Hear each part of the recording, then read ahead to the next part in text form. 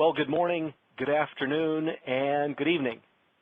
Today, we continue our 2014 Best Practice webinar series with a product update, Full Stack Application Designer for Cloud, the new IBM Urbancode Deploy with Patterns. I'm your host, Joe Wachna, and I would like you to welcome from IBM, Mr. Michael Elder. Michael is an IBM Senior Technical Staff member focused on IBM products in the DevOps space. He most recently led the delivery of cloud-centric integrations for IBM Urbancode Deploy and IBM Urbancode Release, and continues to focus on product delivery as a technical architect and developer in the IBM Urbancode family. Since joining IBM in 2003, Michael has been awarded numerous patents and is an IBM Software Group Master Inventor. He frequently delivers talks at IBM Innovate, Pulse, and Impact, ChefCon, and EclipseCon on topics ranging from his open source contributions to the Eclipse project to high-value customer integration scenarios using IBM Rational and cloud and smarter infrastructure products. He holds a BS in Computer Science from Furman University and an MS in Computer Science from the University of North Carolina, Chapel Hill. He most enjoys solving customer problems to enable IBM customers to provide better experience for their customers. Now, before we begin, a few housekeeping items to take care of. All phone lines are in listen-only mode. There is one main chat panel. Please use that for general comments and Q&A. Michael will attempt to answer those questions at the end of the webcast. This webcast is being recorded, and a replay and slide deck will be available in the coming days. So now, without further ado, here's Michael Elder with Full Stack Application Designer for Cloud, the new IBM Urbancode Deploy with Patterns. Hi, Joe. Thank you for that introduction. Hi, my name is Michael. I'll be taking you through some slides today and then hopefully actually show some demonstrations of this content in action. Please feel free to ask questions in the chat. We'll address those at the end, or reach out to me either via LinkedIn or Twitter. All right, so before we kind of get into the technicals of what we're talking about and what this new product is capable of doing, I think it's important to ground ourselves in what the real problem and the real goal that we're trying to solve is, which for me, it's not so much about delivering an individual feature or a set of features, but about whether we solve the customer's problem effectively. And what we're really trying to do with DevOps is not so much simply speed up how quickly we can deploy new applications into a production environment, but really to help speed up how quickly we can get feedback from users who are leveraging those applications. And by automating and streamlining that delivery pipeline, we can experiment more quickly with the goal of actually learning more quickly and incorporating that education back into what we deliver. So I think that this quote, which is borrowed from Mark Cook, actually it was quoted in the book Lean Startup by Eric Ries, I think it really kind of sums up what we're trying to do with the technology, right? The technology is simply an enabler to solve this core problem. So within IBM, we tend to think about DevOps along sort of three pillars around people, process, and technology. And really, DevOps is a broader scope than just release and deploy, which is what we're going to focus on today. It's about how you steer and make decisions about your organization, about your business, about what capabilities you believe your users require. It's about how you develop and test those new capabilities that you're creating in a way that's quick and that provides that rapid feedback. It's about how you deploy those solutions into dev, QA, certification, and production environments, and then finally how you operate those with real users hitting them, and then how that influences what you do next time, right? And again, it's all about this continuous feedback loop that we're enabling for your users. So for me, it's not just about the acceleration, it's not just about balancing speed and cost, it really is about how quickly we enable that feedback. So if we think about the overall delivery pipeline, we often think about different segments that are involved in a pipeline, much like an assembly line would have for any kind of manufacturing. And what we've done with most of the DevOps capabilities is really look at how we enable application deployment to proceed more quickly, right? If I have a new build available, How can I get that build deployed in a realistic production-like environment and understand what its quality characteristics are? And while we've optimized that part of our pipeline, we're still left somewhat of a gap in terms of how we manage the infrastructure below the application, right? How do we get the machines prepared and ready? How do we ensure that they're properly networked, have sufficient storage, have the right middleware available, and then install the application? And so what we're trying to do with Urbancode Deploy with patterns is to optimize some of the other bottlenecks that remain in your delivery pipeline.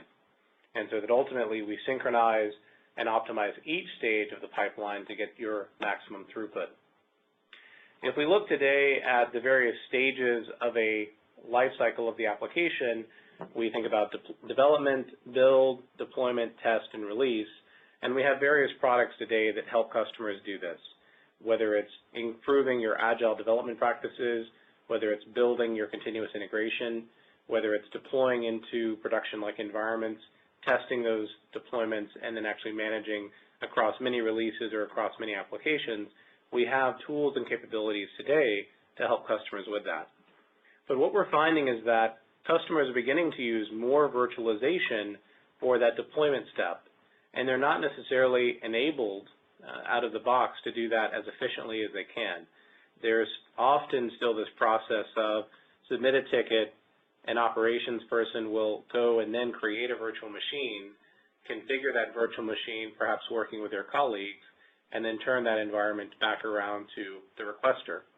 And so what we're trying to do is to really automate all of those steps that are involved in provisioning the environment, configuring the environment, and making it available for the application for development, test, or production purposes. So really what I want to talk about next is what are the things that you should be aware of when we think about cloud and how that impacts your delivery process.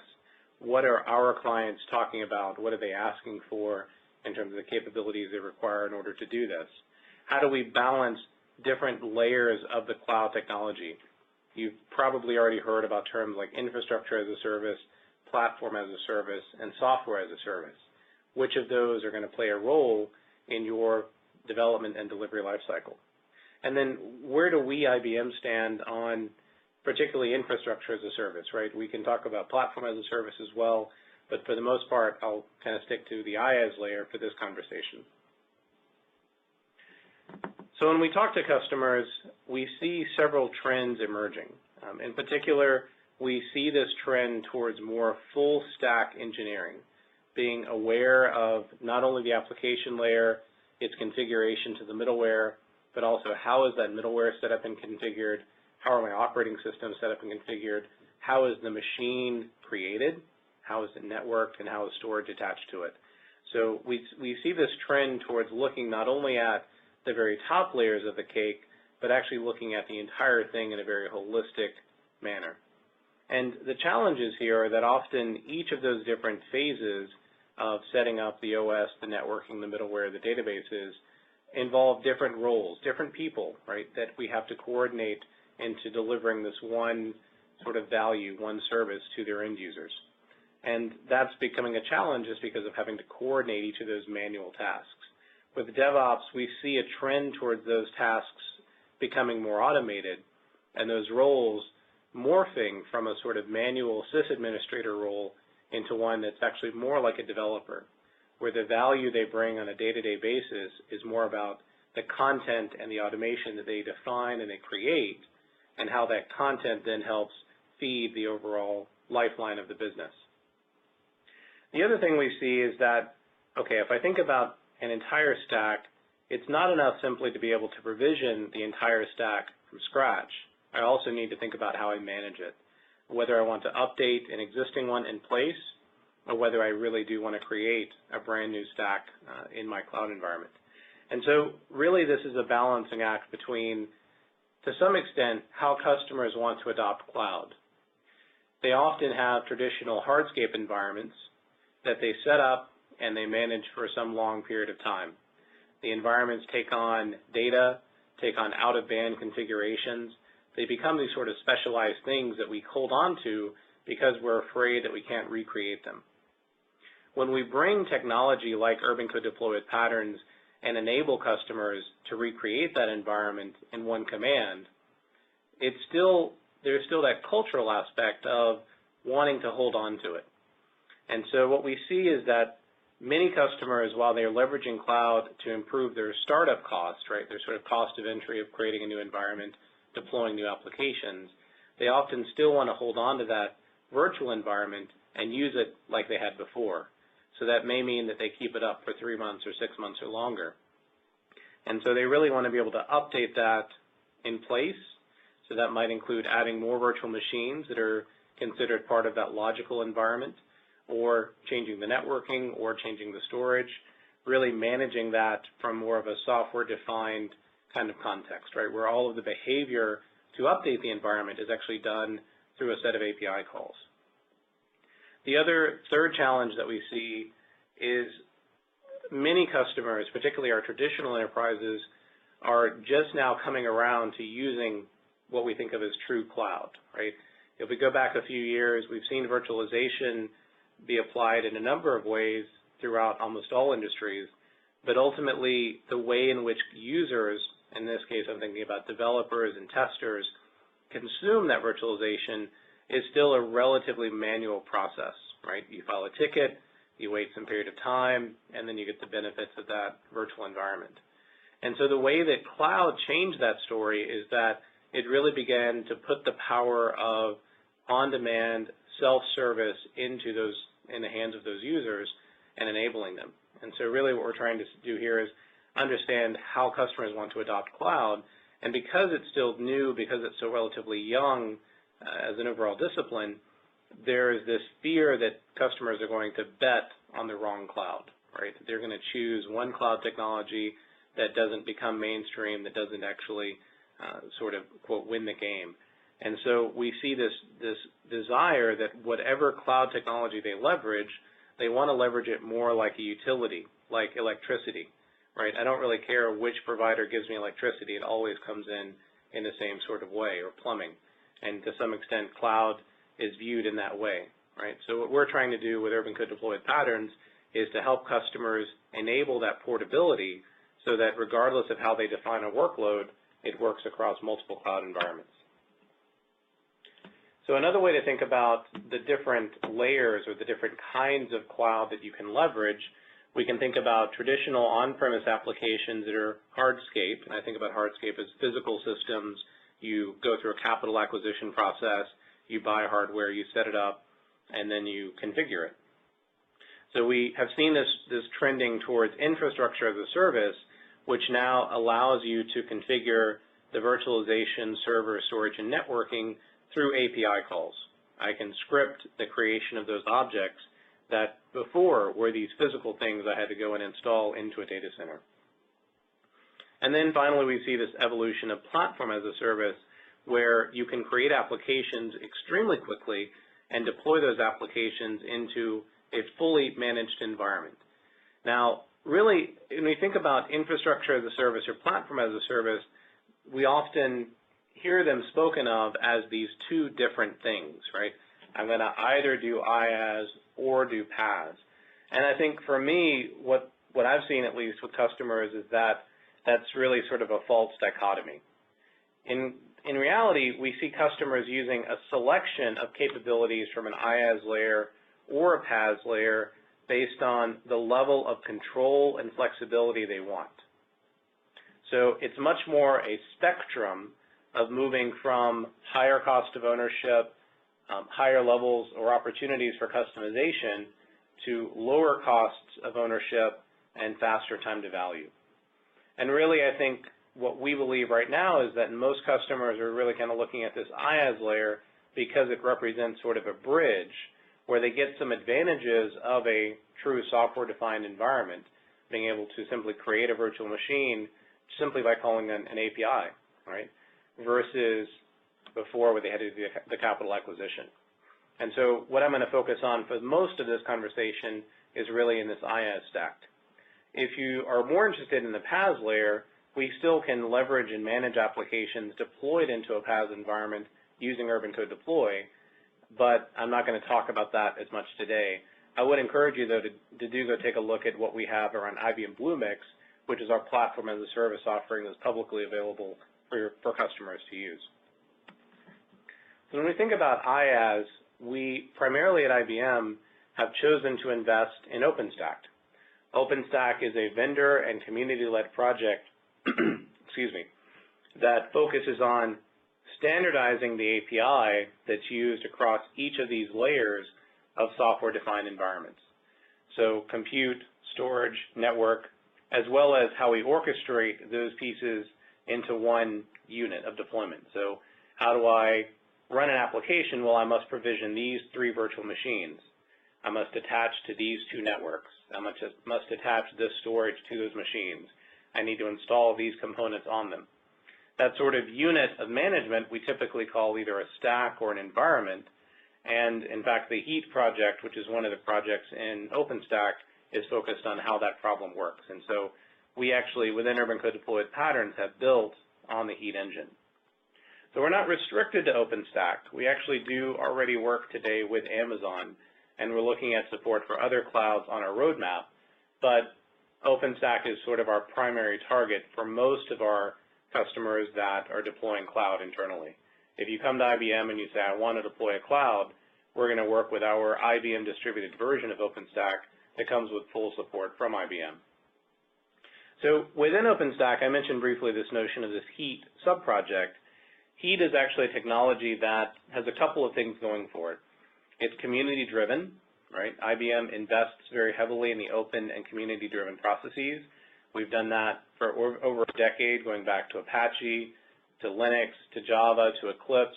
We have a long history of investing in the community and driving value for customers. So we have the benefit here again with OpenStack and with HEAT of having that community support.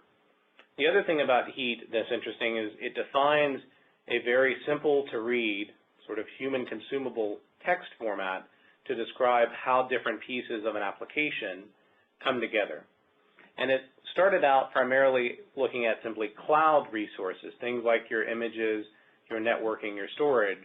What we've done with Urbancode Deploy Patterns is to extend that to also become aware of the application pieces as well.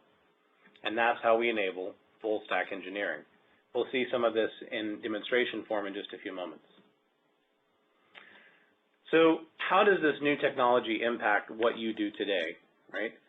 In particular, we see this challenge between why the application layer changes that I roll out into dev, right? I got a new build, I can deploy that into a new dev or QA environment very quickly already using Urbancode Deploy. Why does it take longer to make those same kind of changes in production? And how are the roles that are involved in that delivery process today impacted by this technology, right? How do we simplify the roles of the integrators and the specialists which have to work together to actually make full-blown changes at the infrastructure layer? So if we think about this for a moment, we talked earlier about the bottlenecks in your delivery pipeline.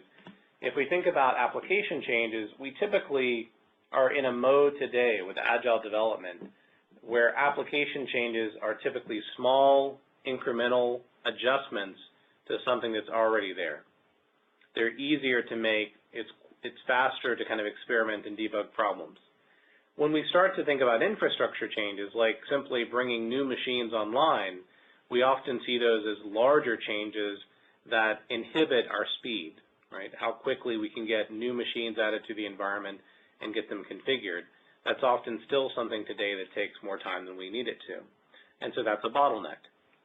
If we think about this, though, really our goal with full stack engineering is to move the line that was kind of existing there between applications and infrastructure changes and eliminate it completely. So that whenever we think about a change is always just a change, right? Regardless of whether it's a change to the infrastructure, to the networking, to the middleware, to the application, we want to manage all of those in a consistent way, right? Capturing them as artifacts, provisioning those artifacts, and being able to programmatically apply those artifacts to create new environments or to update existing environments. Another way to sort of whiteboard these concepts out, here I've got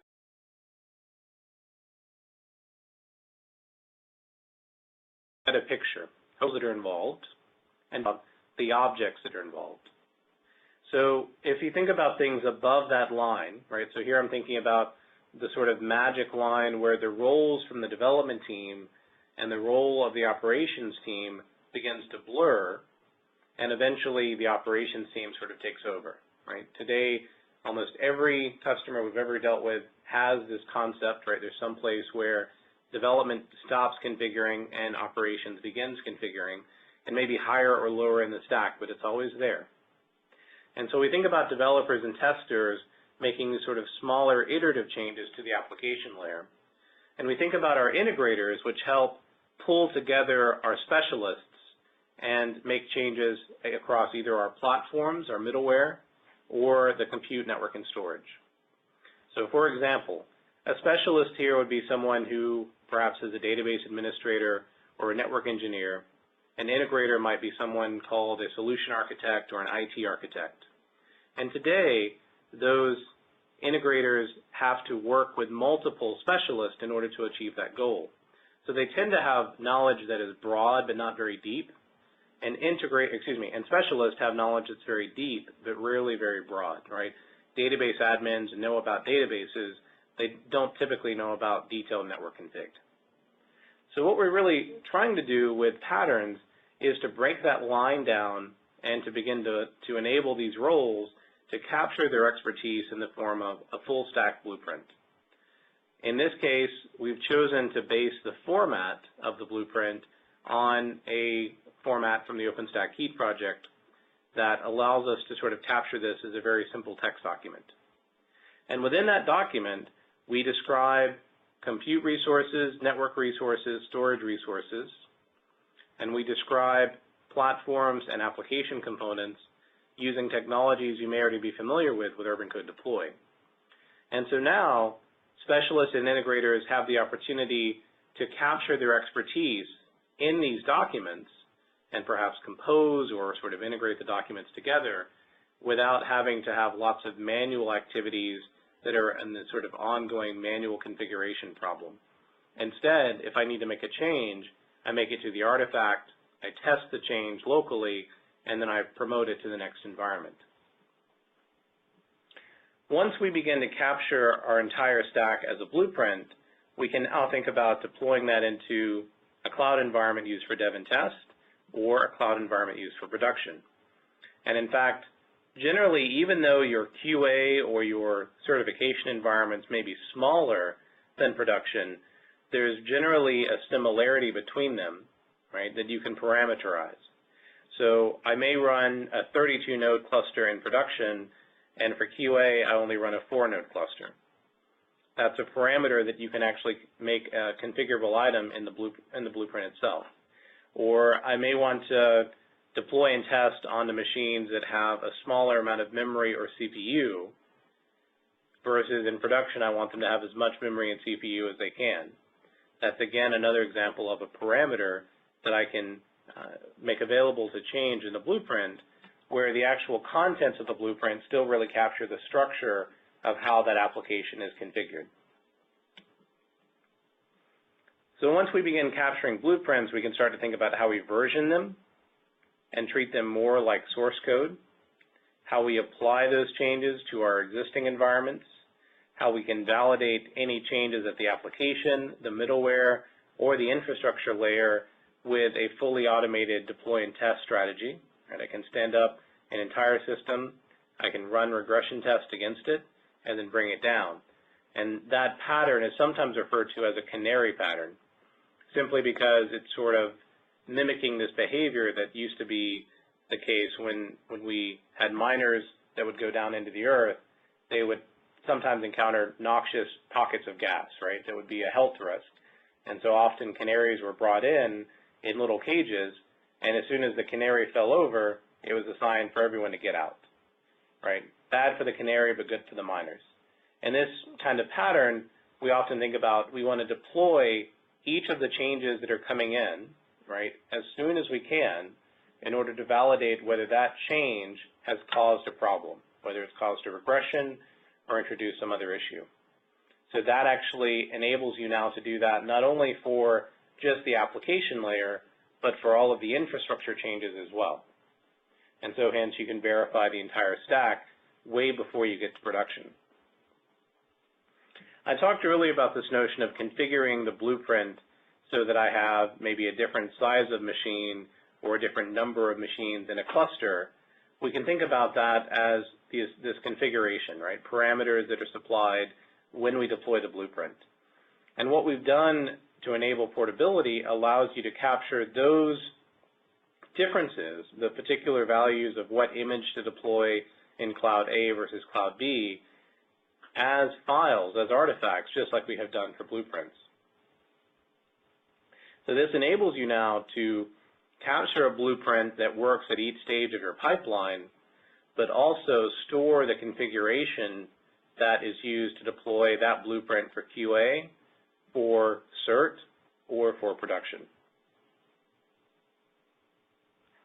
So how do you apply these techniques, right? We've kind of gone through this whiteboard level understanding of some roles involved in this problem domain, of the objects that are used or modified in this problem domain. We talked about how those manual tasks can actually be represented as content in a document, right, in an artifact, and how now that we can capture the pattern of the infrastructure layer, the platform layer, and the application layer, how we've captured that resource, that artifact that can be deployed through a command. And so if I can do that, now it enables some new things. I can begin to version the artifacts, I can deploy and apply those artifacts, and that becomes the thing that I collaborate around. Instead of collaborating and coordinating these different roles to perform manual activities, I'm enabling them now to work more like software engineers. So now that we've kind of talked about those techniques in the abstract, how can you begin to apply them to what you're doing today? So how do we actually extend your pipeline to take advantage of cloud? And really, how do we enable each stage of your pipeline to be defined as one of these full stack blueprints so that the blueprint itself becomes yet another artifact you deliver for your application? So this is where Urbancode Deploy patterns comes in. We have delivered this capability to focus on how you design the patterns for the full stack, how you capture within the pattern enough knowledge that you can deploy it once into, design it once and then deploy it into any environment that you choose, whether it's OpenStack or Amazon or other clouds that are on a roadmap. Once deployed, how do you actually update the environment in place? And then how do you use these environments for each stage of your delivery pipeline? So Urbancode Deploy with patterns focuses on these core value propositions to actually enable full stack engineering. So what we're doing here is we're actually thinking about how we take this technology with Urbancode Deploy with patterns and allow it to become part of your delivery pipeline with Urbancode Deploy so that we can leverage it to create new environments in the cloud, deploy our applications into those environments, and then verify them. If we think about the various roles involved, and really there's a lot of content on this line, but I really just want you to take away three important ideas. The first is that we've enabled specialists and integrators to capture their knowledge and expertise in an artifact, in a document. That document happens to use an open community-driven format to represent the information about images, networks, storage, and applications. And we have integrators and architects who use that knowledge, that expertise, to compose these broader solutions. They leverage what the network engineer created, what the database engineer created, what the middleware web engineer created, and they bring it together into the complete system. And then we have release engineers who use these full stack blueprints to create environments as part of a delivery pipeline that are then used by developers and testers. Right, so that's what I want you to take away. Specialists create these templates, integrators pull them together to create complete solutions, and then release engineers use them in order to enable your developers and testers.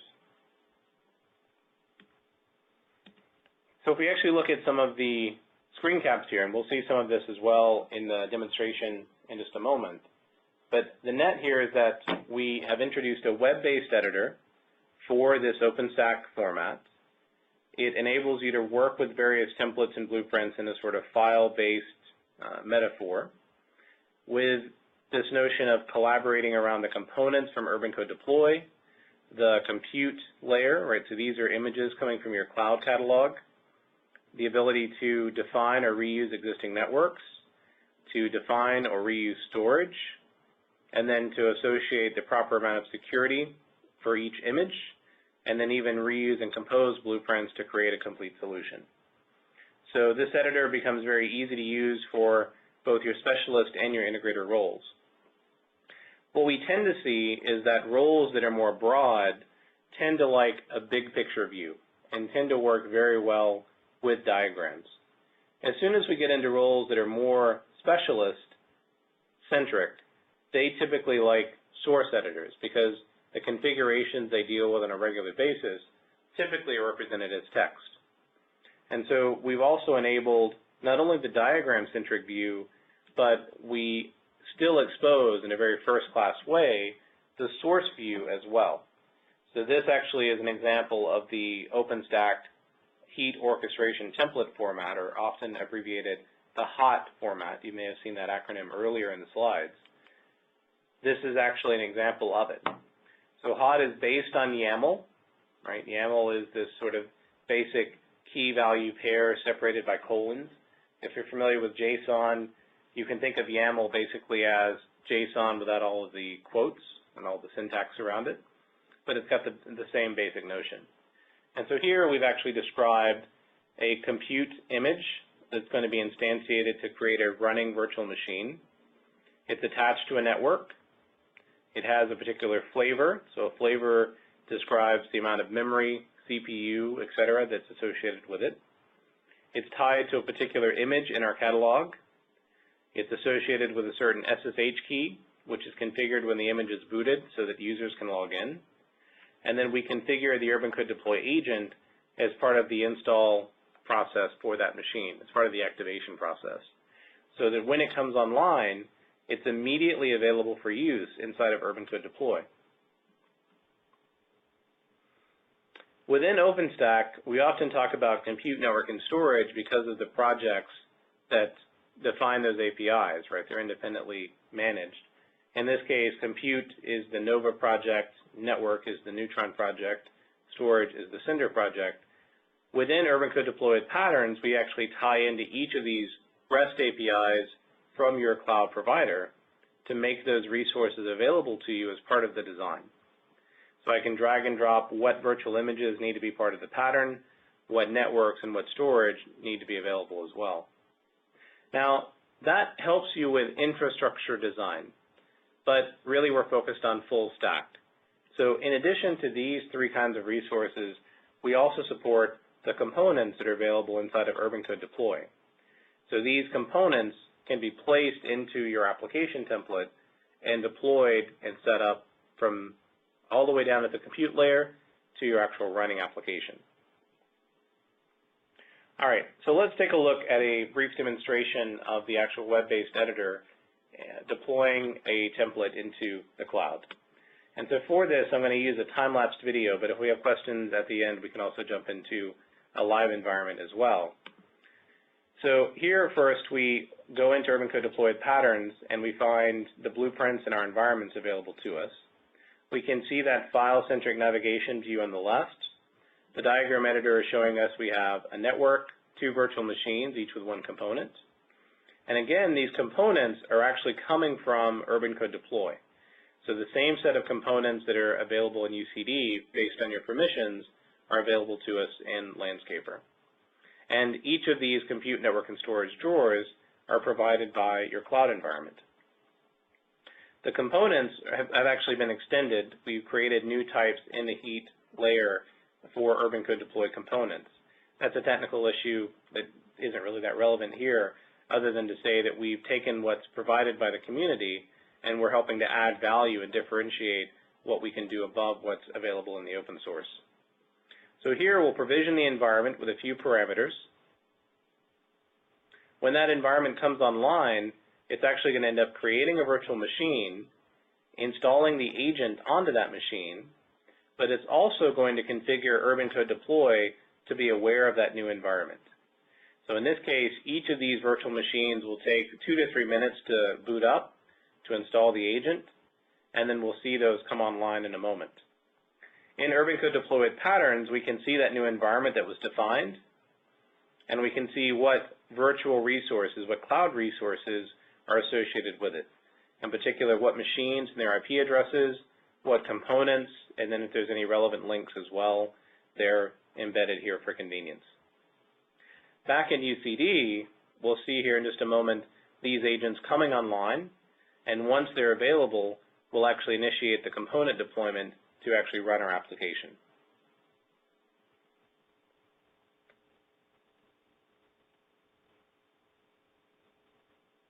So this is time-lapsed by just a few minutes, right, while that's coming online.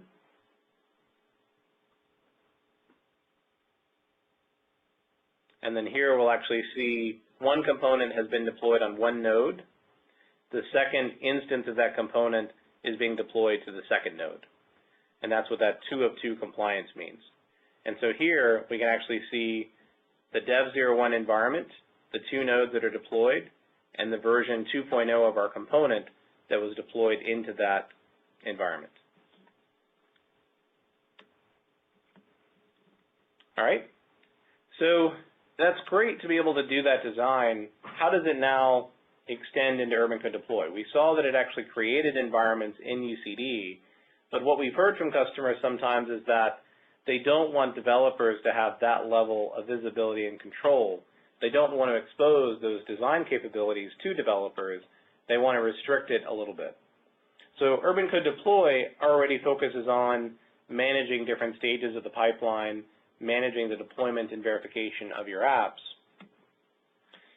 What we've done is we've extended it to understand this notion of software configuration. And you saw this briefly in the video as well, so that we can think about the components that are available in UCD's catalog and then how to place those components. You can see here on line 353 and 359, we're actually binding a component from Urbancode Deploy onto one of the virtual servers that's part of the template. If you're not familiar with UCD, it has a very simple application-centric information model associated with it. So you define your applications. Those applications then define what components are part of them and what environments are being associated with it as part of that delivery pipeline. So often you have an environment created to use for development, to use for quality assurance, to use for certification, and then finally production. And so what we've done is we've integrated this pattern design capability, as you saw earlier, to be able to create those, but we've also enabled Urbancode Deploy to create environments directly from that existing web UI. So if I have developers and testers who need to stand up environments on demand, we can enable that very easily.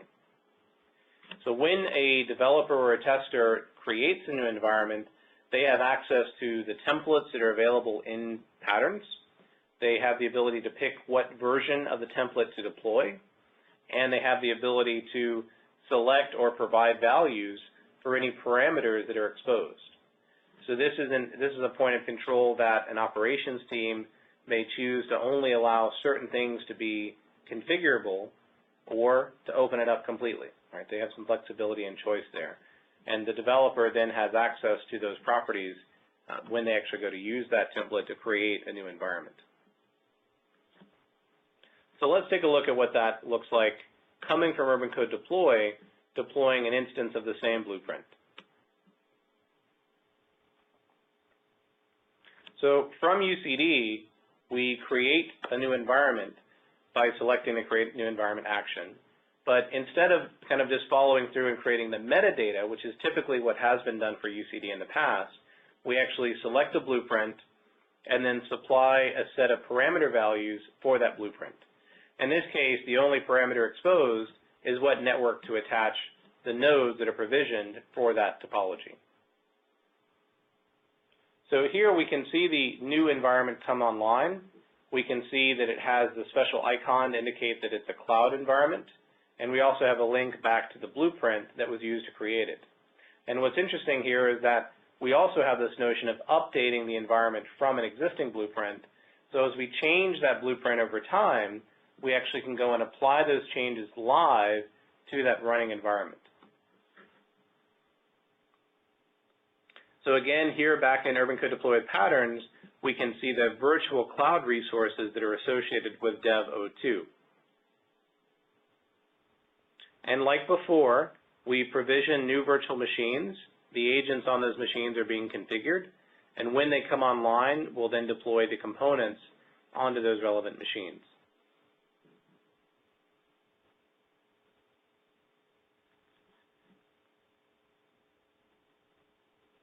So again, the two nodes themselves will come up here momentarily, and we'll actually see the same thing with both of the one instance, the one version of the component being deployed onto both endpoints.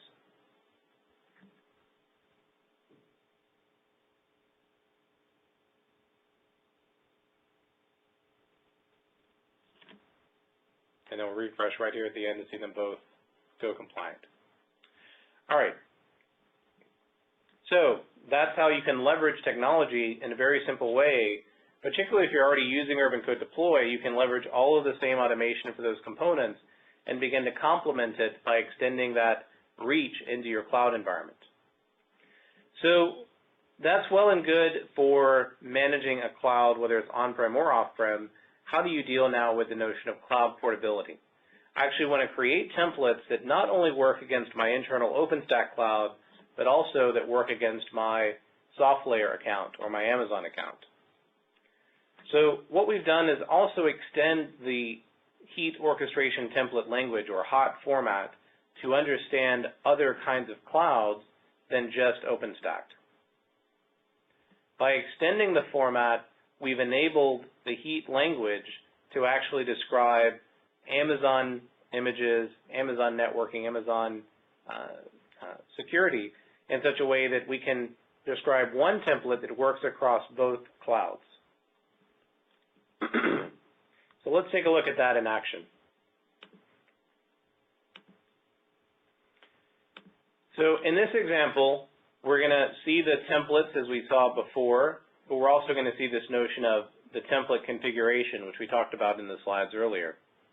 In this example, we have defined not only virtual machines, but also configuration for the network, the subnet, the router, and the gateway.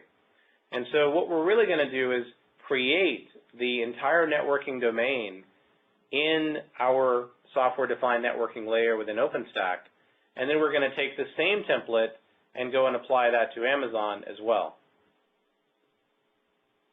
So here we're going to first provision the new environment into OpenStack. And you'll see that the parameter values, like the networks that are available, the flavors, the images, etc., are actually being pulled from information in our local on-prem OpenStack cloud.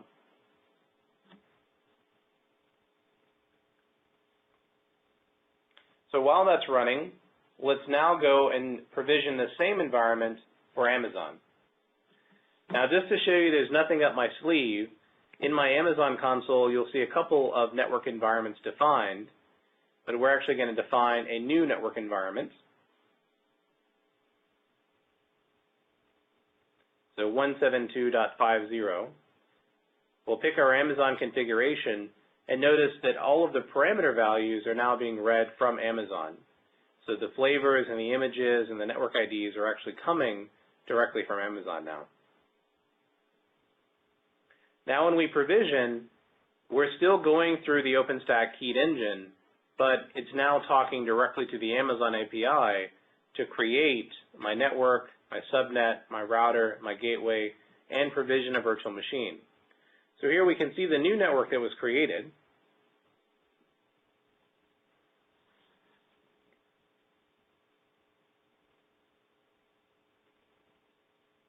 And then also see that new environment available. So we can see both EC250 and OS50 that were provisioned earlier. So in this case, if you notice the IP address here, 172.50.02, is a little bit different than the IP address that, in fact, we didn't capture it in the video here, but it happened that Amazon and OpenStack assigned a different IP, but from the same network that was defined in the template. And so what we've done is, in that very simple example, we've replicated the network environment in an on-premise and an off-premise cloud to match. So if my application had certain networking constraints, or if I simply wanted to have my own little virtual private cloud for an off-prem test environment, maybe because my line of business needed it, we can create the template in such a way that it works in both cloud environments, with both cloud providers. In this case, we're looking at OpenStack and Amazon. Over time, we expect to add additional cloud providers as well. So with that, I'd like to thank you for your time and your participation.